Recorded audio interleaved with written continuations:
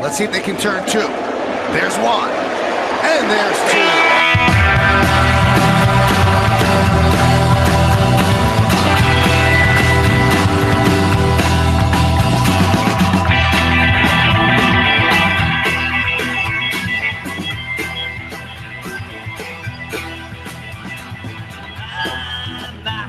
That's a pretty big fish to fry.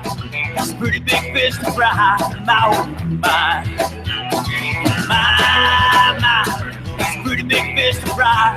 That's a pretty big fish to fry. My. Last weekend I never thought I'd make it out alive. Told myself I'd take time and give the world a try. That was a lie. My. Oh, everybody, it is Wednesday, May the 31st, 2017. You are checking out the Premier Sports and Beer Podcast. Coming to you with roots in New Jersey, but we are in multi-states tonight. We are not on our normal night. We are on a Wednesday night. We actually had a bunch of reasons to punt last night, so we are moving on tonight. We have a different format for you tonight, and while we introduce everybody, we're going to kick it off with probably the only actual segment that we're going to run tonight, so let's do it. Why don't you go back home to your strip malls and drink your Zimas and Smirnoff Ices? Oh yeah! The greatest beer in all the Simply from the bar. Yeah, I like cool beverage, yeah. I like cool beverage, yeah. I like cool beverage, yeah. Cause I'm feeling kind of poisonous. Stick it in the fridge, stick it in the fridge, stick it in the fridge, stick it in the fridge. Stick it All right, Brett. Okay, Jeff. Stick it in the fridge, baby. There was a rare night in the Matisak household. Yeah. There was one beer left in the entire house. That is not normal. It is not normal. It was buried in the back of the fridge. It's a Dogfish Head Namaste White, Belgian style wit beer. Hopefully the weather starting to turn a little bit. We're starting to maybe get towards summer, although it's been like 60 for like 3 weeks straight. Yeah. So maybe this is just cautious optimism, but this is one of those, summery beers with, lemongrass and coriander and peppercorn, things of that nature. But this was it. This is what was left. So I'm drinking a Dogfish Namaste White tonight. All right. I can get into that. I actually like that beer a lot. I'm sure I've had it. I just don't know if I have recently. I got to check my Untapped and see what I rated, but You definitely have had it. 2 sips in, pretty solid. Yeah. Making his triumphant return to us from the city of champions. We got Johnny the White Man coming back. Johnny, what's up, man? Hey, it is good to be back. And you know what? This is the first time I've ever joined the show with a beer. All right. I found a beer tonight in my fridge, Ballast Point Grunion. I actually visited this brewery in San Diego, and I recommend that everybody does it. I totally. But it tastes very good. Tastes like grundle and onion. I've never had the Grunion. Have you had that, Brett? I haven't had it. Yeah, I have. I can't remember anything about it. I'm doing really great with beers tonight and what they are, what I think about them. Tastes pretty good. All right.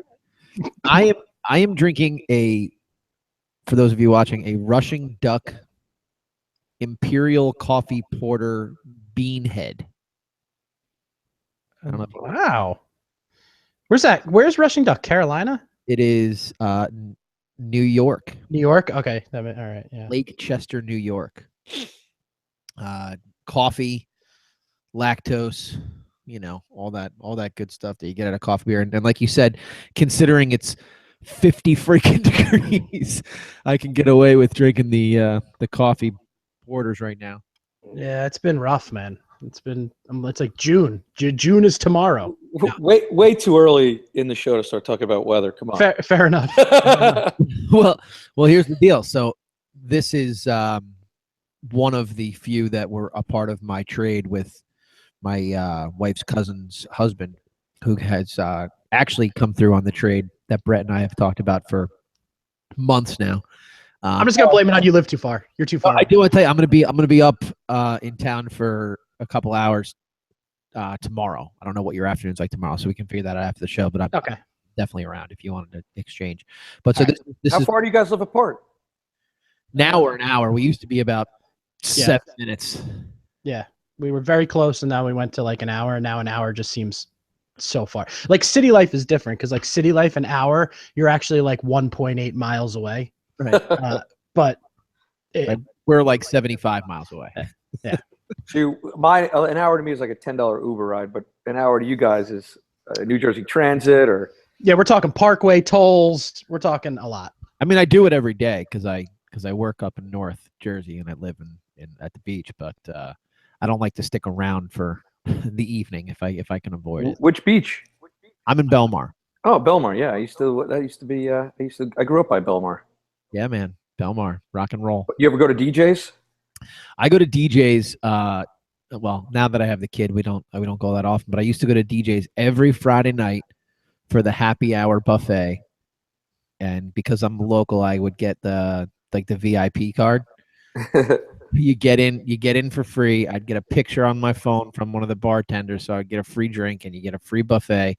So I'd walk in there at like 5:30, 6 o'clock, get my free drink, get my free buffet, and just as the napkins started to fly and the horn started to go off, I was like, "It's time to go home." That's a cue for you. That's everybody over 30. Time to go home. Time to go home. Or else you got to go to the bathroom and get an injection of steroids to hang out. Yeah, true. You spin the wheel, and they're like, "You in steroids? Steroids and hair gel. Give it away tonight." You go there for a buffet, you leave, you could start hitting grand slams. Yeah, man. Hell yeah.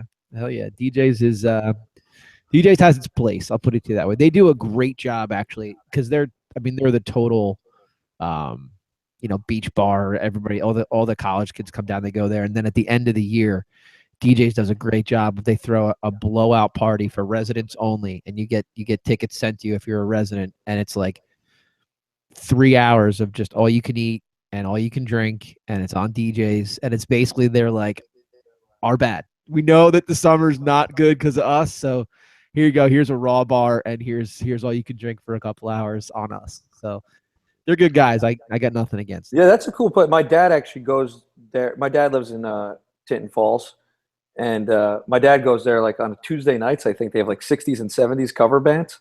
Oh yeah, awesome. Yeah. So it's not only for meatheads and. Well, the guys that own it were the house band when my in-laws used to go there. And then when it went up for sale, they bought it and they've owned it ever since. So like the name of the band is Holme, Holme, and they still play. So like, wow, they still headline at their own bar, which is just like every guy's dream, probably, right? To own a bar and have your band play at it.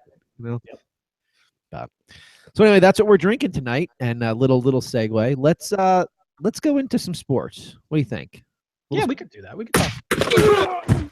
All right, we got no first pitch. Brett, you put a list together of about 5 or 6 talking points. So why don't you just pick one that you want to start with, and we'll jump off. I'll start with the boring, maybe not boring, but maybe oldest in terms of news, because I texted you guys like last week, and I guess it must have been like Wednesday, and we do our show on Tuesday night, and I was like, all right, guys, before we forget, I want to talk about Oscar De La Hoya and Dana White and their comments on the possible upcoming Mayweather and McGregor fight.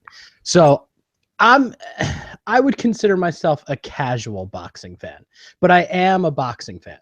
I watch more boxing, and this is probably rare in this day and age. I watch more boxing than I do MMA or UFC, anything of that nature. And I know that's huge now. So I'm probably in the minority, but if you've been paying any attention to sports, as of the past year, you couldn't help but come across Conor McGregor and the things that he's been saying, and for a couple of years now, he's kind of been calling out Floyd and saying he wants to fight Floyd, and Conor's a boisterous man.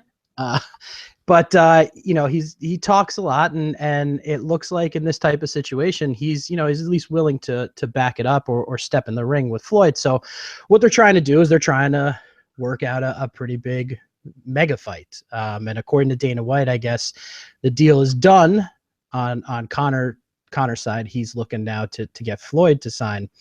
But one of the boxing greats, Oscar De La Hoya, kind of took umbrage with this fight. And I'm just going to read to you guys real quick, just a couple sentences. He wrote a letter, Oscar, kind of addressing the fans of boxing. And what he said was, "To my fellow boxing fans, I write in the hopes that together we can protect the sport of boxing. With each passing day, it looks more and more likely that the circus known as Floyd Mayweather versus Conor McGregor will be coming to town in the near future. As undercard fights start to take form, athletic commissions give their blessings in exchange for millions of dollars, and the fighters start counting even more cash. One group will eventually be left to make sure this farce doesn't occur. We, the fans, who are the lifeblood of our sport." And I texted you guys, and I was like, we got to talk about this because, and I think, Jeff, maybe you and I have differing opinions on the matter, which is good. Yeah, this guy's a joke. So you were on the, he's a clown type of thing. And I see that side. I think I see that, Oscar's doing well in business. He has Golden Boy Promotions. They promote every single fight. He's making money, but he never made Floyd Mayweather money. And when he sees a fight like this, you can kind of tell there's a hint of jealousy. Like that should have been me. I could have been doing this. And Oscar has a little bit of a point. He was more of a fighter than Floyd is or was. But I think he's right. I really do. And it took me a while to think about it, but this is going to be, in my mind, the way I see it happening. And I don't know how much you guys watch in terms of Mayweather fights. I'm sure you've seen a couple. They are entirely underwhelming. Floyd is so successful because he's faster than everybody else, and he's able to outpoint you. So it's not really a fight, it's a chess match. And that's where Floyd's made a lot of his success off of. And that's what this fight is going to be. Conor McGregor has no clue how to box a person of Floyd's ilk. Now, if he stepped in the ring with me, he'd crush me.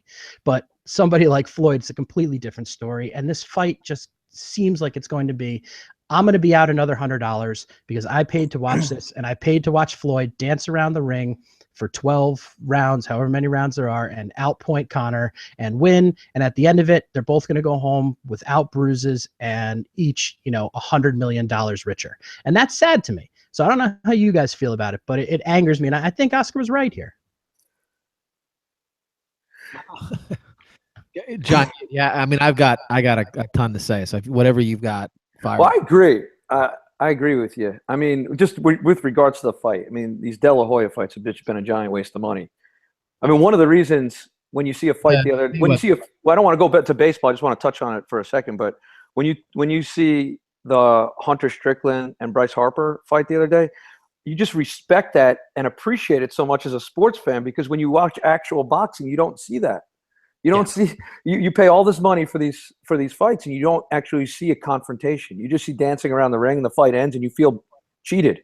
Yes. And that's the big deal with boxing, and I think that's what's going to continue to happen as long as Floyd Mayweather gets in the ring. He's too quick to get hit, and he just wins the fight strategically. So it's a very boring match, but I would pay the $100 to see it for sure.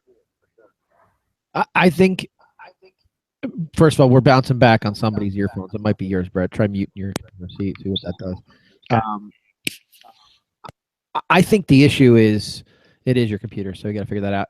I think the issue with the whole thing is, like, De La Hoya is coming out and he's saying, we must protect our sport, like the protection of a sport that couldn't possibly have a more corrupt history. Right? Like, you got guys like Don King who are going out and promoting that sport, John, for forever.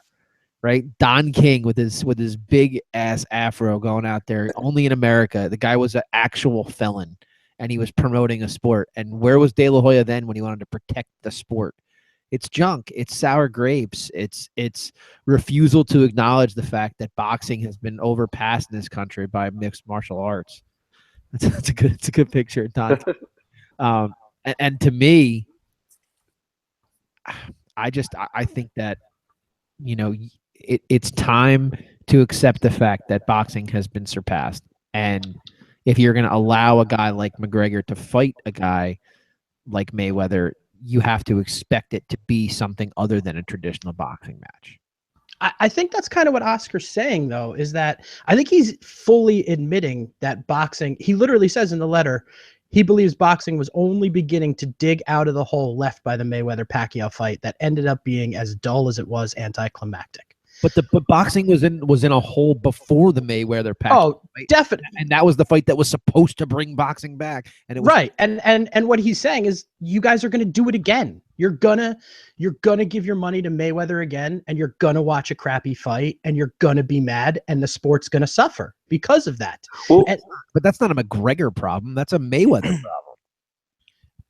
It's a both of their problems. I think one of the problems with the Pacquiao Mayweather fight was you got two guys that were, you know, beyond wealthy. They had neither of them had anything to really gain. I mean, they had something to gain from a qualitative standpoint. From a quantitative standpoint, those guys are worth $100, $200, $300 million.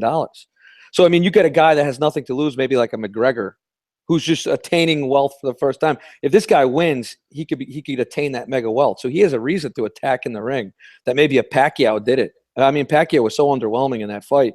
But Mayweather's the king, and you got to a guy has to go in the ring and be willing to try to. Nobody's been able to attack Mayweather. Nobody. No. So that's the challenge. You know where I watched that Pacquiao Mayweather fight, John? Where? DJs. I was standing outside next to some guy from Staten Island, some Tony from Staten Island, and I get up to him. I'm a couple in. I'm like, "Can you believe this guy? This freaking guy! All he does is he dances around the ring. He don't even hit anybody. He just stands around. You believe this? I'm like talking in my fake. And those guys, man, they watch a fight like that. All they want to do is get into a fight. But right? It was crazy, man. It's crazy. I got like my wife like 5 feet behind me, just laughing, like just knowing this is gonna either end where they're gonna figure this out, or he's just gonna carry this on until we leave. And that freaking fight was so boring. It was the only sense of entertainment I had the entire night. That was a really good Staten Island accent. Well, I gotta listen to all these clowns every freaking week near my house as they try to wake my kid up now. Freaking nightmare. But I don't know. I mean, look, I understand De La Hoya's point. I just think he's arguing to resuscitate something that you can't bring back. Like boxing's done. It's just done. I mean, listen, it's definitely on its last breaths. I'm not going to sit here and tell you that it's a sport that's thriving in America. But I mean, there are some good fighters still out there. I mean, you know, Triple G has been just a big up and comer in the sport. And he creates a lot of buzz, and you know, that's the type of fight. Those are the guys. If Mayweather was fighting him, I'm in on that. You know, I'm gonna watch it. It's just, it's tough, man. I think he's just saying the writing's on the wall, and we know how this is going to end, and you guys are fools for paying for it. And that's what I think he's right about. You know, let me ask you this: would he be singing the same tune if McGregor wasn't under exclusive UFC control and he got to promote the fight? No, he would not. That's where I agree with you. If this was total sour grapes. If this was Golden Boy, he'd have a total different tune. And that you are 100% correct about. Yeah. I mean, one of the problems with boxing too is the marketing is so bad. You got this guy Canelo Alvarez, who's a great boxer, but they don't market these guys well enough. Nope. You don't build. They can't build a fan base. There's so many other great boxers that are exciting, like Ward and Gotti, Arturo Gotti and Mickey Ward. I mean, these guys weren't great boxers, but they fought. And that was we don't need to see championship fights. We just want to see action. Yes. And you're right. And the only reason why those guys have names, why Canelo has a name or Cotto really has a name, is because they fought Mayweather. You know, that's it. If they're not, nobody watches their fights independently, and that's sad. I just think, you know, you watch a sport like boxing because you want to see action, like John said, right? And yes. the sport right now that has that action is mixed martial arts. And so the people that are going to go to boxing have a home in mixed martial arts, and your wrestlers and your jiu-jitsu fans and all sorts of other crafts also can buy into the to MMA. So boxing is one piece of it. You don't hear anybody crying over the fact that kickboxing isn't popular anymore. I mean, like, it's just like things evolve, things move on, and MMA has elements of boxing in it, but you have to be a better fighter to be interested, and that's why you notice that McGregor's going to Mayweather's forum. It's not the other way around. No, yeah, he is, and that's the only way they could get him to fight. Mayweather's not going to come out and fight MMA. But it's kind of funny. Like, we're talking here, we're sitting like, yeah, boxing's dead. It's got really no place. It's time to evolve. But yet Mayweather's walking away with 9 figures. Like, where's this money coming from? That Pacquiao Mayweather fight, I was at Foxwoods, yeah, and they sold out the amphitheater to watch it on a big screen. Right. And it's that cool factor. You just want to be around people that are into this boxing match. You want to get that feeling where, it's the 9th or 10th round, it's getting to the end. 2 guys are beating each other up, and you're rooting for one guy, and you're throwing the jabs, the air jabs. Yep. It's like that old school feel, like watching a Rocky movie. But you don't get it in real life anymore with boxing. You really don't. The last time I had it, I watched Mayweather. I was living in South Florida, and I watched Mayweather fight Ricky Hatton at one of those, like you were saying, like it was a huge bar, and they sold it out. There was a cover charge and everything, and that was the last time, dude. You say it, and I was so right. I was like making those punches in the air, like I was like, go get him, Ricky, go get him, and because Ricky attacked Floyd. That wound up being his downfall, because Floyd caught him with a pretty good counter. But at least somebody wanted to fight, and that's what I want to see. So, well, and I think the last comment I'll have on it, and then I'll throw it to either if you have anything to wrap it up before we move on, is I think it's telling about the state of boxing when the only juice you can possibly get in a boxing match is to go outside of the world of boxing to find an opponent for Floyd. You're right. And that to me says everything you need to hear. Where do I want to go? Let's go. Let's spin the wheel here. Let's go to the NBA Finals. They start tomorrow, correct? Yes, there's Thursday night. So the NBA Finals start tomorrow.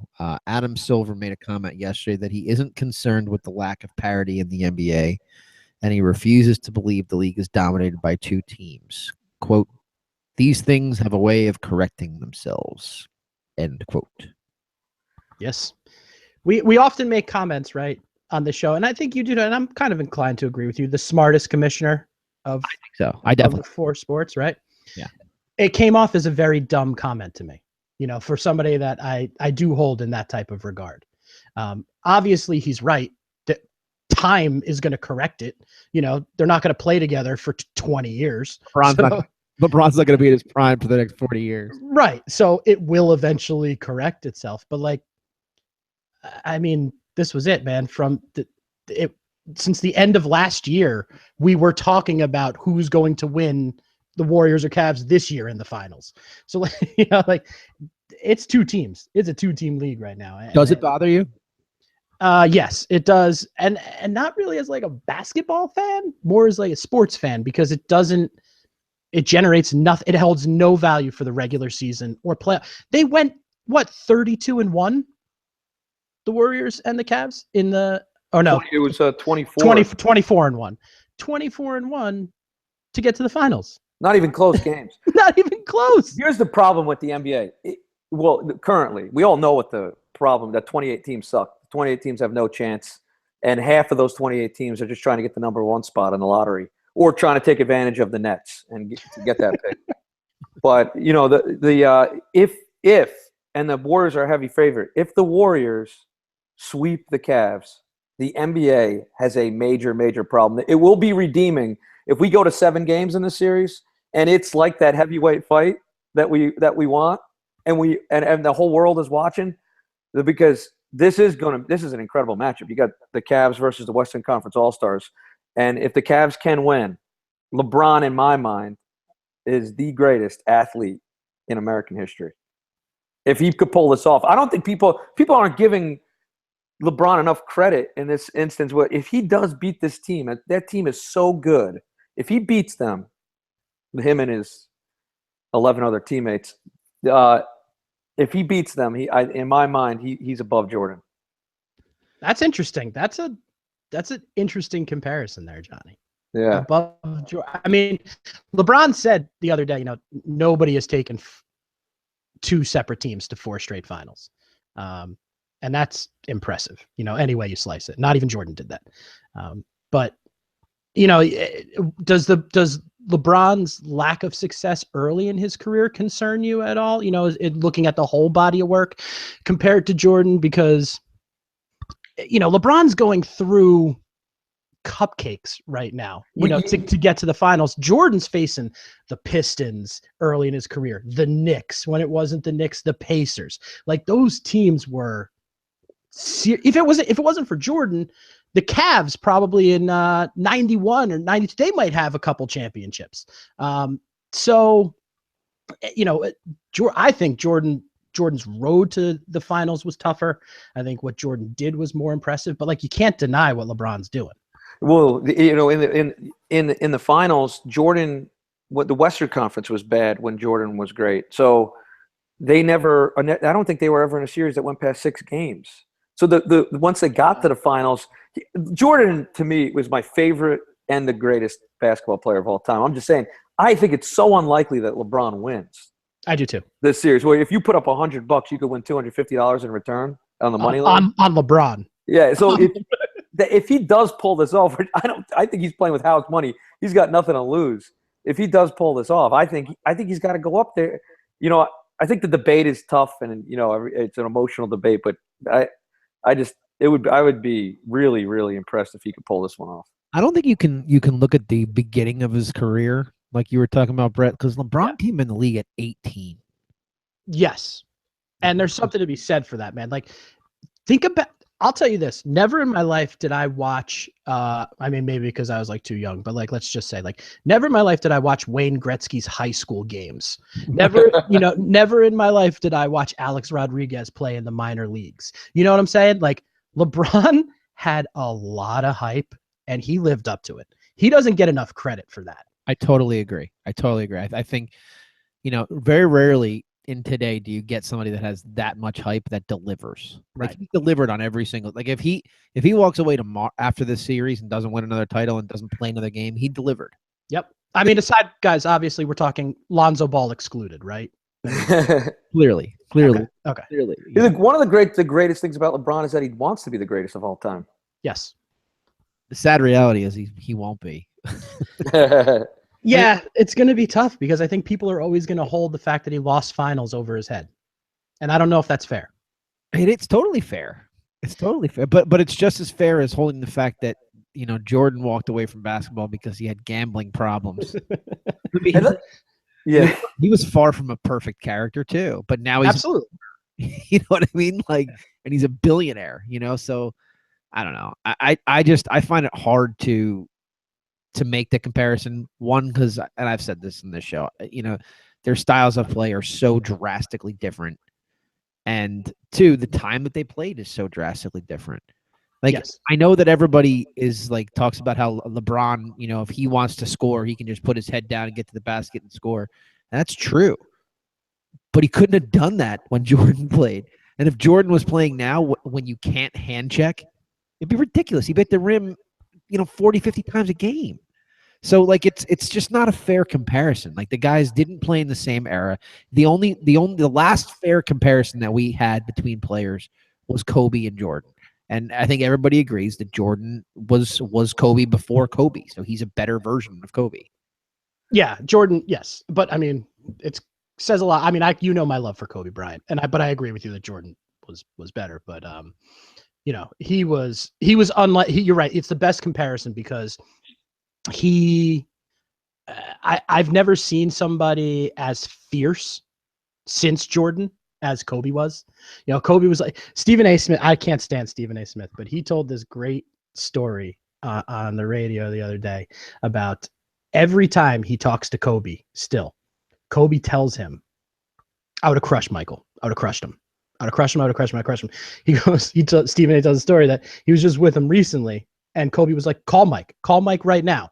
Tell him I would crush him. Stephen A. calls up Mike, and goes, I got my man here talking about Jordan goes, yeah, I know, man. He says it to me all the time too. Like, that's the type of person Kobe was. Kobe was like, I don't care who you are. I don't care what you do. I'm going to beat you. And there's not a lot of people like that. And LeBron's pretty close. But don't you think that and I actually heard Scottie Pippen on the radio talking about this. I think the better comparison in styles is LeBron to Scottie. Like, LeBron's just a ridiculously more talented, more successful Scottie Pippen to me. You know what? When I remember these Christmas games, these Christmas Day games. Yeah. And I always got this feeling like when I would watch Jordan would always he'd say, man, this guy's such a competitor. And so he's not going to let his team lose, you know? And then you got Kobe. I remember on Christmas, I would throw a bet down on Christmas Day, and I'd be like, you just want the action. I'm like, man, Kobe is not going to let his team lose. I don't get that feeling with LeBron. No, I don't either. Yeah, I don't either. He's a little more of a facilitator. Right. Although Well I would said. say last year in the finals, when he ran the length of the floor there and came up with that like career-making highlight block. Yeah, the block from back. Yeah. That was pretty damn not on my watch. Is really what it was right there. Yeah, that was. No, this is mine. You're not winning this. Is really what it was. But the Golden State they just got too much, right? I mean, like they could sit guys on the floor and Durant can drop 40. Yep. That's why, I mean, Johnny said it before, the Western Conference All-Stars. You know, even if losing Draymond Green last year in Game 5, I think had a lot more effect on the Warriors than we really thought it was going to. But this year, like, you lose a guy like Draymond, you still have KD. You know, not that they're the same player, but the amount of talent on that team doesn't really take as much of a hit as it did a year ago. It's just there's too much. Let me ask you guys something. If this series goes to Game 7, right? How much would you pay to watch it on pay-per-view if you had to pay for it? Game 7 in the NBA Finals, Cavs Warriors. Has it been? Let me ask one question. Has most of the games 1 through 6 been a slug, or is it just slug? They bet a slugfest. Okay, then I'd pay the Mayweather money. I'd pay $100 to watch Game 7. Well, I think of course you would, because you would just get 5 guys in a room. Yeah. Right? Get 5 guys there. You'd drop $20 a piece. You'd order 3 pies and you get a freaking case of a good beer, and you'd sit there and you'd watch the game. Yes. But yeah, I would totally be in for that. I would, and that's why I've been saying for years, man, I think these sports leagues, that's where we're headed. That's the next thing, is that they're going to produce their own content and they're going to sell it to you directly. They're going to cut the middleman out. Once those huge cable contracts start disappearing because the cord cutters actually become legitimate, I'm telling you, you're going to start to see these leagues produce their own content. No, I think that makes sense. That's the way it should go. And I think that we're going to be faced with that dilemma sooner rather than later, because not only can you sell subscriptions, but then if a situation like that occurs and somebody doesn't buy the NBA subscription and they want the finals, all right, well, you got to pay $100 for the entire finals. You know what I mean? Like, I could totally see it happening, and I agree. I would drop $100 to watch Game 7, no doubt. Who do you got though, John? Who's going to win the I think the Cavs. The Cavs were a heavy underdog last year. I think the Cavs are clicking right now, and I like Korver to keep up. LeBron's going to get that guy open for threes. I like Thompson. I like the Thompson Green matchup. I like J.R. Smith is playing well. Kyrie's, is playing better than he's ever played. I like the Cavs. I think the Cavs. We need the Cavs to split in Oakland. We need the Cavs to split out there. Yeah, that's a big one. Brett, who do you got? I have the Warriors. I have the Warriors in 6. In a rare move, I'm rooting for the underdog. I want LeBron and the Cavs to win this because I want. I love what I've said it last week or 2 weeks ago on the show. I love watching Golden State. I'll take a peek in them from time to time, but I want to see greatness from LeBron. And if he wins this, it's not that he's not great already. He is, but like those are those magic moments. And a series like this, if the Cavs come out on top, that's huge for his career. So I'm rooting for the Cavs. I'm so torn, right? Because like my entire life, like I've watched somebody else win in basketball. My team's never won, and they've come close, and now they're just a dumpster fire. But like the last couple times that LeBron was playing in the finals, I was like, all right, like if he, he's gonna leave Miami. Maybe he'll be a Knick. Maybe he'll come to the Knicks, right? and then last year I was like, all right, like if he wins in Cleveland, like he's done everything he needs to do. So then maybe he'll join Carmelo in the Knicks. Like my entire frame of reference. I'm the same way. Has been like, how do I get LeBron to be a Knick? And now like I've just finally accepted like he's not coming. It's just not happening. And like don't just stop trying to concoct these like 6 degrees of separation to get this guy there. It's just not happening. So here's my take on it. I didn't like that Durant. I didn't like the way Durant left Oklahoma City to join Golden State. I don't care that he did it. I don't really understand the mindset of leaving a team that was a collapse away from beating that team to go join them to get what looks to be like a free ring. I don't like that. I like what you said, Brett. I like watching greatness. I like watching the attempt of LeBron to do something that is just really, off the charts amazing. So I'm pulling for Cleveland. Like I think they're the better story. And like very rarely do you see the best player in the world be the underdog. And so I think it's really difficult to write them off. I really do. I think everybody's so quick to anoint Golden State because of their depth and their talent. But this will tell so much, like you said, John, about this guy in this series. Even if he doesn't win it, if he takes it to 7, like that's going to say a whole lot. And if he does manage to win this series, forget it. Like the comparisons to Jordan will never stop. It'll never stop. Like it'll be like ESPN's like biggest boner. Like it would be ridiculous. You would never stop hearing about it. So I am really hoping that Cleveland's able to pull it out. My brain tells me that they're just going to be outmatched. But I would really love to see it. If you had a gun to my head and you told me you have to make a bet on one of these teams, I think I would have to take Golden State, but I don't want to. I don't want to at all. I don't know if that's just like the fanboy in me as opposed to like the actual basketball, intellect that I think that I have, but I just, I would really love to see it go to Cleveland. I don't know. We'll see. It starts tomorrow, so hopefully they'll still be playing when we do the show next week. I have a story, a quick one. Yeah, do it. Okay. So I'm at a country club in Chicago last week. Okay. I'm helping with a golf outing. And I'm talking, and there's a bunch of caddies. Everybody. Yeah. This absolutely ends with J.R. Smith. No, this ends with.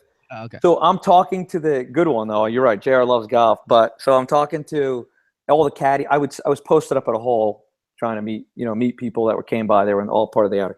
So every time a caddy came by, I said, "Hey, you got any Jordan stories for me?" Because it was a really nice place.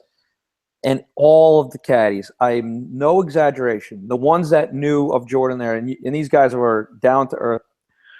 No lie. I said, Jordan plays here, and he was actually here with Del Curry and Steph Curry last summer. Steph Curry tipped $300, and Jordan asked him if they wanted an autograph. I hear Jordan is a terrible tipper. Jordan doesn't tip. He doesn't tip. Yeah. But he'll gamble 10,000 a hole. I don't understand that. And he loses. Yeah, he does. He's like it because the club was in a suburb of Chicago, but that never makes sense to me, man. Like, especially the whole gambling aspect of it. I mean, I guess it's an addiction, so maybe it does make sense to me. But like, how do you not tip people, but you gamble 10,000 a hole? And he's worth over $1 billion. And you're worth over $1 billion. Like, I don't know. The juxtaposition of like, that's horrible and good for him is just on fire in my brain right now. Like that he's so freaking arrogant that he's like, I don't need to give you money. You want me to sign my fucking scorecard and I'll give it to you? Like, what a piece of trash. It's like one of those Jeter gift baskets after he slept with the woman. Yeah. Thank you very much. If Jordan had any balls, he'd buy some of the Lonzo Ball sneakers and sign them and give them to caddies at the end of the round. You want the sliders or the shoes? From one goat to the next, it is Tiger DUI time.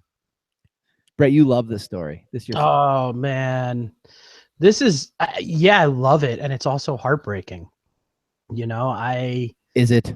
It is for me because I was a big Tiger guy, and you know, not a lot of, especially now, not a lot of people are. But you know, it goes through everything, and I wouldn't say the man's piecing his life back together, but you know, he was,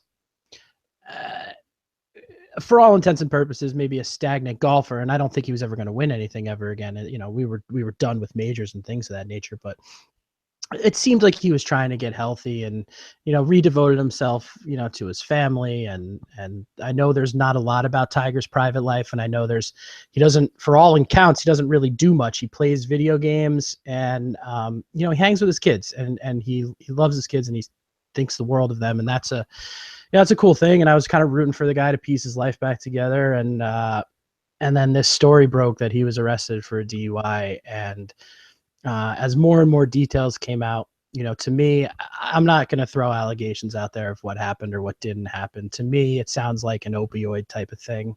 And that makes a lot of sense considering the amount of back surgeries and medications and prescriptions I'm sure he's been given. It was rough. And when guys like Jack Nicklaus and Bubba Watson kind of come out and insinuate that, you know, he needs help. It makes me think that, you know, this was something that's been going on for a while and, you know, people kind of know about it, but, you know, they don't say much about it because you don't do that. But this is the time. And I hope, you know, he gets the help he needs because it's a big problem in this country, you know, addiction to, you know, painkillers and prescription painkillers. And, you know, to see somebody go through that, especially a guy who was, you know, the best golfer I ever watched play. And, you know, a guy who was on track to take down Jack's major record. It's a sad thing. He got away from his Buddhism. Maybe that was it.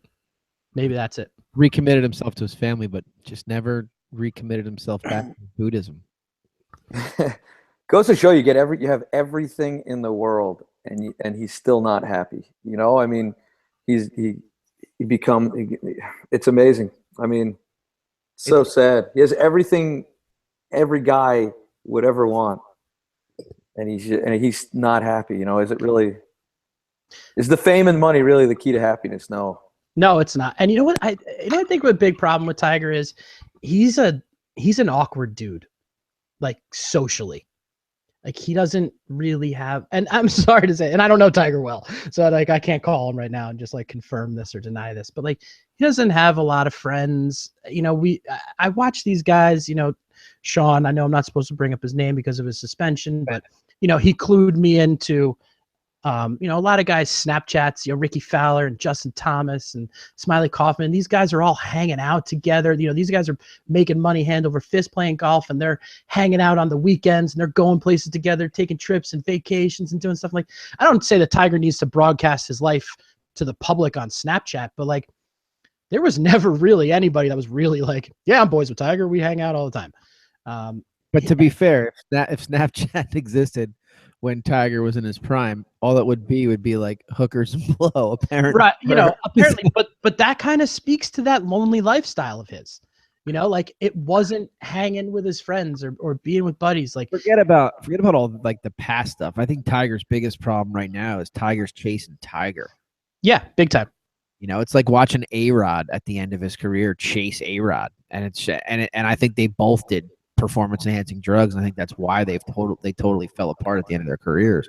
But you watch these guys that were once phenomenal still try to go back to the tank and be phenomenal. They're just empty. Yeah, best way to put it, Jeff. He's chasing Tiger, and you know, we said it about boxing before. Boxing, it's over. You know, for Tiger, it's over. You know, I don't know how much I would even play anymore. Because I'm not competitive, you know, and if you go the A-Rod route, go be an analyst, you know, go sit at the Masters on the 16th hole and talk about it. on the weekend. I don't know, but there's other avenues for him. Maybe he can't. But- Maybe he can't give up the cash. I mean, he's still making money. Yeah, it's funny you say this. I looked this up before, and it didn't include endorsements. It really didn't. It was just touring. But he made $442,000 last year golfing, and for Tiger Woods, That's nothing. I mean, that's nothing. Wow. So it's tough, and you watched it, it was like, 2012, 15 million, 2013, 12, 10 million, 5 million, 3 million, 1.5. But you have the stats there of how much money he made. But do you have the stats of how many tournaments he played in? Because he's been billing out of everything. So it's almost not an accurate. It's not like he's going out there and taking third from last. He's just not even getting to the tee box.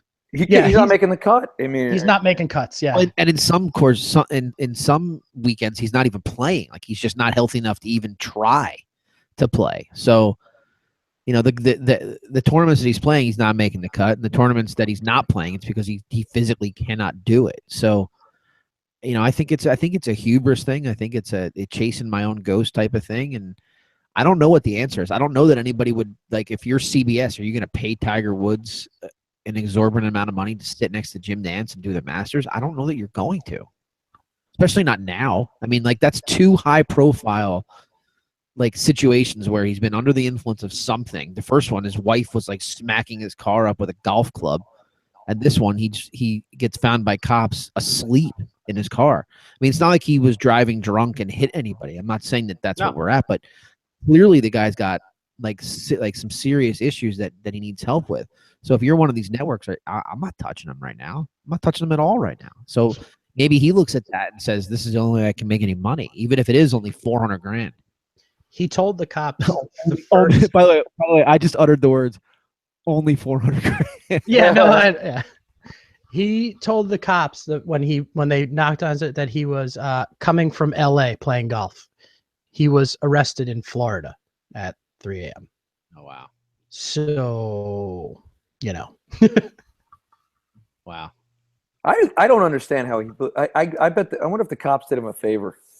I watch Billions, and maybe the cops gave him a solid. Because he blew no alcohol. Is that what you mean? Yeah, it's hard to believe. He looked wasted. Oh man, that mugshot. But if they gave him the breathalyzer maybe at 9 a.m. instead of when he actually got pulled over, right. Who knows? I don't know. It's not good. It doesn't end well. Like you said, you want to root for the guy, and he's just kind of falling apart. So we'll see how it shakes out. But would it surprise either of you if in like 3 years, like he has just one tournament, one Masters where he just comes out and wins, dominates, and you're like, oh, that's wins and dominates? Yes, it would surprise me. But like not almost every year, it's an exaggeration, but the past couple of years, like Freddie Couples makes a run on right on Friday, and he's like 2 shots off the lead on move up day and Saturday. And you're like, Freddie, what are you doing? and actually the plaque, if you look behind me, that's the plaque right there. It's Freddie Couples, signed Freddie Couples as he won his gold jacket. Wow. Oh, there we go. Jim Nantz's roommate in college, by the way. Yeah, well, game friends. So I don't know. We'll see. I mean, he's not done, but at the same time, I think it's going to be. I don't think we'll see him on the course again this year. Do you? Have you guys seen the sobriety test he took? No. It just came out. No, wait. Would you like a video of it or? Yeah. It's 2 minutes. I'll just show you. That's the. That can't be good. Oh yeah, that can't be good at all. I can't wait to watch that. Oh, me neither. I gotta pull it up right now. All right, let's move on. Maybe if I can actually hit a button. Oh, let's go Bryce Harper. Oh yeah, I was hoping we would go there. Oh, we're going there. All right, take it, John. Hunter Strickland. Well, obviously he had the 2 home runs hit off him in the 2014 playoffs. Bryce Harper stares him down as he's rounding first base, running to second. Strickland wanted to get him back, wanted some payback. Drills him with a 98-mile-an-hour fastball, which probably would have killed one of us. If I got hit. That would have broke my hip. I mean, I would have fell over. Bryce Harper, first of all, if you get hit by a pitch on purpose, you have every right to go after the pitcher. The pitcher's never hit. You got to be like, I completely agree with what Harper did, running out to the mound. Mhm. Hunter Strickland obviously has some psychotic issues with the way he had to get pulled out off, and then one of his teammates pulled the Jeff Van Gundy. Had to jump on his leg, but I tell you what, Harper connected on a nice punch, man. That was nice. That was a really exciting brawl. You got to be some sort of lunatic to throw at a guy that hit home runs off of you several years prior. I agree. Like what? Like what is wrong with this guy? And how does who was the catcher? Who's Buster Posey? Yeah, he wanted no part of it. Like you could tell that he. Yeah. Are you fucking kidding me? He came out and said that he was instructed from team officials, and he should have been, really, because he's their guy. You know, he got injured a couple of years ago. They changed a rule in baseball because of Buster Posey. Right. So I'm sure they were, not even talking about fights. They were just like, dude, if anything happens, you go the other way. But you can't tell me that Strickland wasn't walking around the locker room like, I'm gonna fucking hit this guy. I'm gonna fucking hit. I'm sure he knew. Yeah. Right? And somebody does it. Posey's like, oh my god, he wouldn't stop talking. He actually did it. He Son of did a bitch. Like he's totally that guy that you're with at the bar that's had too much to drink, and he hits some guy, and you're like, oh, this is my boy. Oh, I'm gonna fight. Yeah. I want no. Yeah. Go out with Yempo. That's a night out with Yempo. You gotta be kidding me. The behind the scenes etiquette of baseball, and I played through college in D3, but I didn't know this even when I played that. When I met a guy that played AA for the Dodgers, and I would always ask him baseball stories, and he would tell me, like, I didn't know how retaliation worked. You don't do that in college. It doesn't work like that.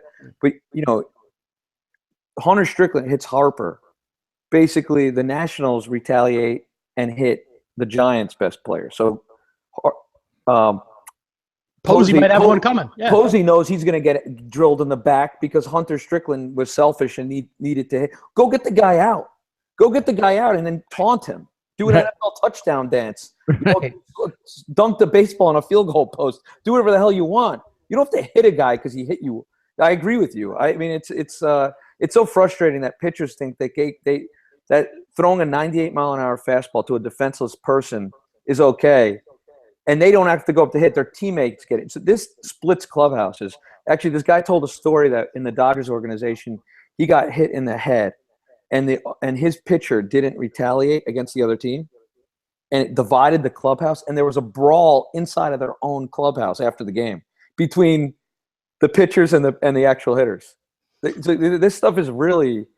It's ridiculous. Yeah. It's ridiculous. And there's a way to solve it. There really is. Listen, if you do that, if you have the balls to throw a 98-mile-an-hour fastball at someone's hip, any part of their body, it doesn't even matter. I'm not even talking head. Here's what should happen. If the hitter wants to go after him, the hitter goes after him. The bullpens stay. Everybody on the benches stay in their spot. The people on the field stay at their positions. Those two guys duke it out. If you have the balls to throw at somebody like that, you need to suffer the consequences. And I don't understand. Maybe it's a little bit of hyperbole, but I don't understand how you can take a baseball, willingly throw it at somebody at 100 miles an hour, and if this was me, I'm carrying the bat out to the mound. If you're going to assault me with a weapon, at you, and you better be ready, because that, like you were saying, John, they just hide behind it. Then they don't have to go up and face the music. Buster Posey is going to be the one that has to suffer because of that. Well, you're right. First of all, everything you just said couldn't be more right, and it couldn't be more hockey. But the worst part about it is, like, they suspend these guys, and they suspend them like 5 games. It's like, all right, great. So all you did was push the guy's start back a day and a half or 2 days. He's a relief pitcher. They might miss. All right, but I'm talking about like when this happens to a starting pitcher. Like you're 100% right. You're bending the guy so he gets to not go to the freaking ballpark for 4 days, and then his start gets pushed back. That's not a suspension. It's not a suspension. He will miss. You know, the last time they used Strickland before that night against Harper, a week prior.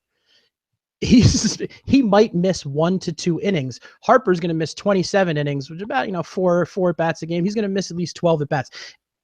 For what? Because he took a fastball in the hip from this guy. The thing is, you can't replace a player that's suspended, so the bullpen is going to be really beat up because they don't have to go to him. But I understand sometimes pitchers want to hit people. I actually remember one of my biggest regrets, and I never hit anybody on purpose when I pitched, but one of my biggest regrets is not hitting somebody on purpose because this guy on second base was telling the hitter where the catcher was setting up. Yeah. And move it, and it was my senior day. I remember. I wish I did hit the batter or throw a pickoff move to second base. Sometimes the pitch it is warranted. You listen. I didn't say in no way, shape, or form did I say you can't throw at them. I'm just saying if you throw at them, if you have the balls to do it, it's time. Well, if I hit the guy, I would have got my ass kicked. I'm not kicking anybody. It's also probably, to be fair, like the best thing that happened to baseball this year so far. I mean, aside from Aaron Judge and the New York Yankees, but yes. Yeah, but all rise. But that's our perspective. I'm talking national perspective. The entire country was talking about baseball right after this happened. You know? What did SportsCenter lead off with 2 nights ago? Not the Tiger DUI arrest, not Game 1 of the Stanley Cup Finals, the brawl between the Nationals and Giants. Right. So I mean, it's legitimate news, and you don't get to see it a whole lot. So what a great fight that was. I appreciate Hunter Strickland and Bryce Harper. I enjoyed the fight. The only thing that helmet throw. Man, I wish that was just a terrible helmet throw. It was like 50 Cent's first pitch at whatever. At City, yeah. All right, we got a couple of topics to get to. We're about to hit our hour mark. Which one do you want to hit? Somebody take it. Let's we could possibly end, but since we were talking about baseball, I think our options between this two are either Stanley Cup Finals Game 1 and Game 2 right now, or baseball. But I kind of want to talk baseball. I'm a baseball guy, so I was thinking, Mets, Yankees. Before we do that, do we have a score on the hockey game? 1-1, 2:59 left in the first. Pittsburgh just scored to tie it up. Who cares? All right, let's talk about the fuck is Jay Bruce? All right. Wow, nice. The Mets. Meet the Mets, Johnny. Meet the Mets. The Mets are going to win 100 games. Oh, man. Well, 10 guys. I was thinking about this the other day. It's pretty embarrassing. And I also said that Kyle Schwarber was like Babe Ruth, and he might go back to the minors. So my baseball analysis is not credible. But, by the way, the Mets are down 7. They're down by a touchdown to the Brewers. The whole team's injured. I mean, what can you do? And the bullpen is absolutely terrible. And last night, Asdrubal Cabrera drops a pop-up and gives up 2 runs. It's just but you know what? Listen, they won 4 or 5, so they're bad. Though. Yeah, they were coming. The pitching was starting to take form. I think, obviously you're missing Syndergaard, and that's huge. But I think DeGrom threw well. His last start, Wheeler threw well, and Harvey, a little promising. You're right though. I just don't know if they're going to be able to overcome. DeGrom got killed tonight. Holy crap! Did he? That was him. He gave up 7 earned runs. Wow. If they could hover around 500, you get the guy. You get Cespedes back, who, by the way, strained his. He had another setback. Quad. So playing golf with Michael Jordan. That guy's being on my fantasy team. That's all me.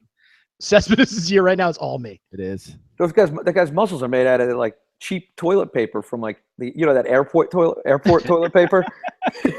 This stuff where you have to use like 3 plies. Giant roll. What a waste of money trying to save money on toilet paper when you're using 3 plies. Yeah, it doesn't really make sense. But anyway, Cespedes, when Cespedes comes back, they could win 10 in a row. Still far cry from 100 games, though, brother. yeah. I mean, that 100-game proclamation just. I actually meant this season and next combined. It looked almost as bad as you and I on this show. Like the Knicks are gonna win like 50. The 38 was oh my god. We were like, dude, they can get like I'm talking like 45 or 50 games, and they freaking stunk. Just we should never be allowed to give an opinion on our own team as far as what amount of games they're gonna win because it was a train wreck. False hope, man. It is false hope. On the other side of the island there, so to speak, you got the Yanks. Yes. Who are just so much fun. You know, they're 11 games over 500. 30-19. Judge is just a monster. Yeah, except for tonight. Tanaka, I can't figure this guy out. He's an enigma. I don't get him. I don't either. He's killing me. He had a great start early this year in Boston. You think he's hurt? I'll tell you this. Even if he's not, I think they have no choice after tonight. They're down 7-3. I think they have no choice but to DL him, even if he's not hurt. Just you got to go figure this out, man, because we need him. I don't know if we do it right away. Like I could see them wait until like right around the All-Star break and DLing him. Yeah, maybe. You can't now at this point. Now you're going out every fifth day, pretty much going, well, we're going to get shelled, and that's not with a guy that shouldn't be right. LeBron. With a guy, right? It's not like you're taking a fifth star. Jordan Montgomery is not out there, doing that. If it's him, it's a completely different story. But with this guy that you have a lot of money invested in, and I think what kind of not scares me at all, but this is his opt-out year, and if he continues to be terrible, he just stays, and we pay him. So I don't know what the issue is. To be fair, that might be the best case scenario. It might be. I don't that he's got stuff. So if he can just get it right, and he doesn't opt out to sign some mega deal, which nobody's going to give him a mega deal at this point. I can't imagine with the possibility of his elbow possibly blowing up at any time, right, would he command a huge deal. But go ahead, John. Oh, sorry. How about this, John? I'll throw this to you. John, who makes more money in their next contract, Matt Harvey or Tanaka? Ooh, that's a great question, Jeff. Ooh, man, that's tough. That's tough. I'd have to say Harvey, but we're talking $2 or $3 million here. I mean, they're not. Harvey was the sad thing about Harvey is if he actually leaves if he goes to the minor leagues when he's drafted out of high school, he would have had his second contract by now. He goes to college, has to stay there for 3 years. Sucker. And then he loses 3 years of that arbitration rule in baseball. So, but what I was going to say though, with the Yanks, at the All-Star break before the trade deadline, they might have a chance at the World Series. So do you trade that one of their studs in the minor leagues for an ace? You're hyperbole, Johnny Blue Jay. Fucking World Series. Is Aaron Judge gonna have a plaque in Cooperstown too? Like a whole dude. Hey, Mike, I want to know when they're going to induct Judge into the Hall of Fame. I'll hang up. The Yankees are going to put their first tower into Monument Park for Judge. Monument won't do it. We got Judge. Judge's mantle, right? It's good. Johnny, to your question, no, I don't, but I'm not Brian Cashman. A stud prospect, probably not. Like, I don't want to give up Gleyber Torres. No, hell no. I don't really want to give up Justice Sheffield. I don't want to give up Adams down there, who might be the answer to Tanaka if he goes on the DL. No, I'm not giving up Brett Gardner. Like, I'm not even messing with this team. I'm really not. Yeah, I'll just take my chance. This team is 2 years ahead of freaking schedule. It reminds me of the Cubs being in Chicago. It reminds me of the Cubs, and I remember the Cubs. They were as great as they were. They had this great farm system, and they used it to get Chapman. They don't win the World Series without Chapman. Right. And the Yankees are ahead of schedule, but you can't. If you got a shot at it, you go for it. I don't agree. They got so much talent on the big league team. I mean, they do. I just think the issue is, we spent all this time, finally as, for me personally, as Yankee fans, hearing about all you do is just buy the free agents and you get the best players. And finally, that we paid a enormous price to win the World Series in 2009 because we were saddled with contracts for almost a decade, and CC still on and A-Rod right now, and we're still paying A-Rod for the rest of this year.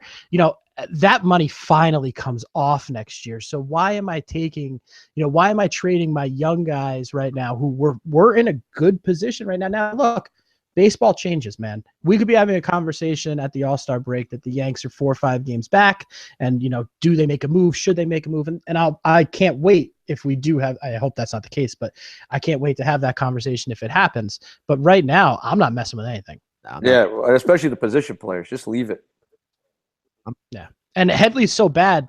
I want Torres up here soon. I'm hoping by like the end of June, early July. They love Headley. I don't know why. They love him. I don't understand either, but they love him. Like Girardi, like he must be just a tremendous clubhouse guy. He really must be. He's got to be. Cashman loves him. He gave him this ridiculous. It was one of the in the past couple years, one of the things that I was disagreed with Brian Cashman doing. Yeah, was signing Headley to that 4-year deal. It just didn't make sense. But to be fair, John, Cashman's always active at the deadline, always. So something will happen. The Yankees they never stand pat at the deadline. They were last year they were sellers. Every other year in my entire adult life they've been buyers. So he's not going to stand pat. He's going to do something to improve the team, whether it'll be an ace or some middle reliever that'll add depth. Something will happen. This team will not go through the deadline without at least a minor change. I mean, and usually it's something that pays off in the long run. I mean, even the Chapman deal paid off huge in the long run. I mean, the farm system was especially getting him back. Yeah, that's what I mean. The farm system was rebuilt in one move, and we got him back. We literally leased him to Chicago for like 3 months. There isn't another team in baseball, and I'm a Mets fan. There isn't another team in baseball I'd rather be a fan of than the Yankees. Yeah. I mean, they are cruising.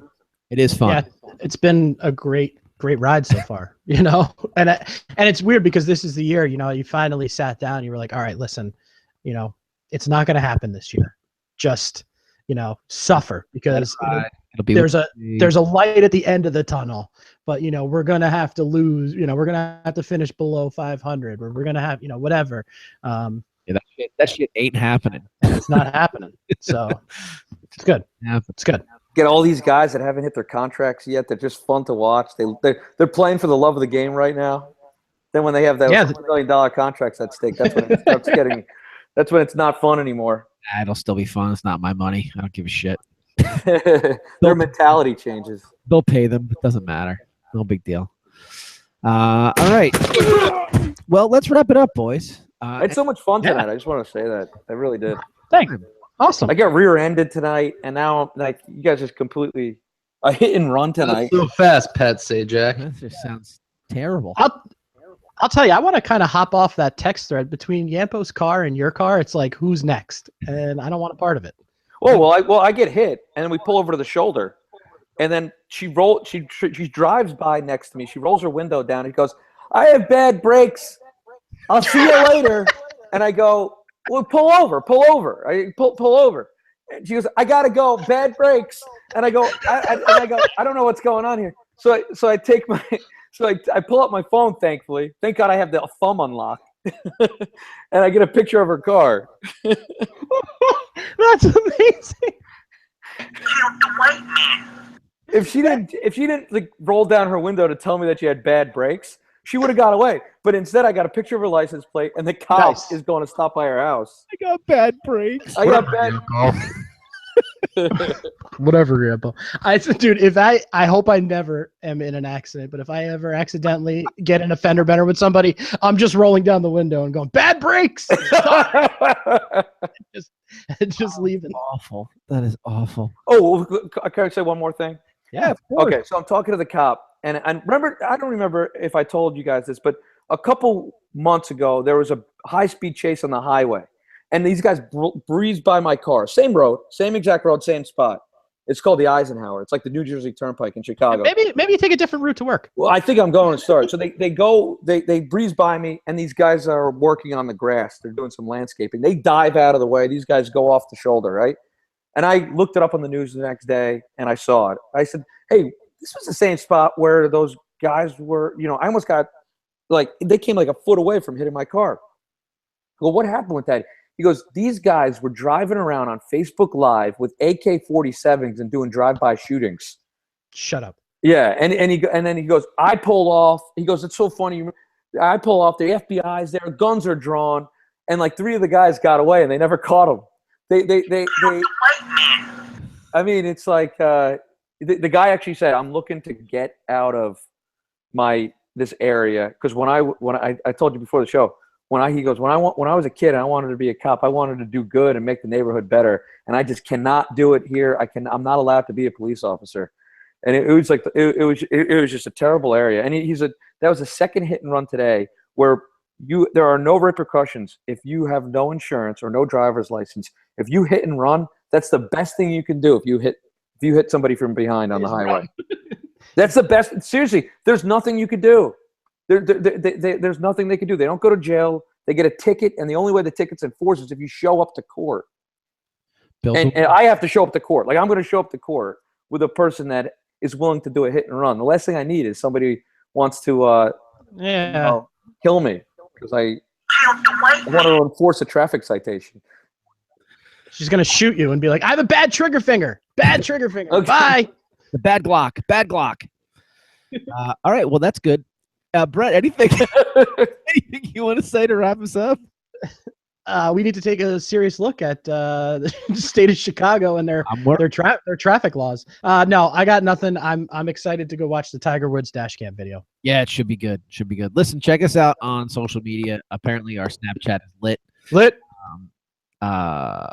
Share away on iTunes, please, because well, it really doesn't matter if you share away, but we need the numbers. We appreciate it if you do. Big up to Utah, killing it with the downloads on the Turn 2 podcast. So we're big in the Mormon community. We thank you, Utah. We're not quite sure that you understand our drinking segment, but we do thank you for checking in and listening to the sports. So until next time, folks, we'll catch you later. Desperandum, dear lady. Across the desert lies the promised land. Goodbye, Mrs. Gloop. You, auf Wiedersehen, Gesundheit, farewell.